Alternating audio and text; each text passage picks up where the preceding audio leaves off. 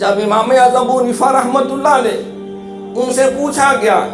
کہ اہل سنت کون ہے، اہل سنت کی نشانی کیا ہوتی ہے، فرمایا لوگوں سن لو، حضور کے دور سے لے کر، صحابہ کے دور سے لے کر، تابعین کے دور سے لے کر تبع تابعین کے دور میں ہم موجود ہیں، سن لو، حضور علیہ السلام اور سارے یہ صحابہ کے ادوار کو جمع کریں کہ جو اہل سنت، جو حضور نے فرمایا کہ علیکم سنتی و سنت الخلفاء الراشدین المہدیین، تمہارے اوپر میری اور میرے صحابہ خلفاء کی سنت پہ عمل کرنا ضروری ہے، سن لو، اہل سنت کی نشانی یہ ہے کہ فضیلت شیخین، حب الختانین ومسن الخفین، تین نشانیاں ہیں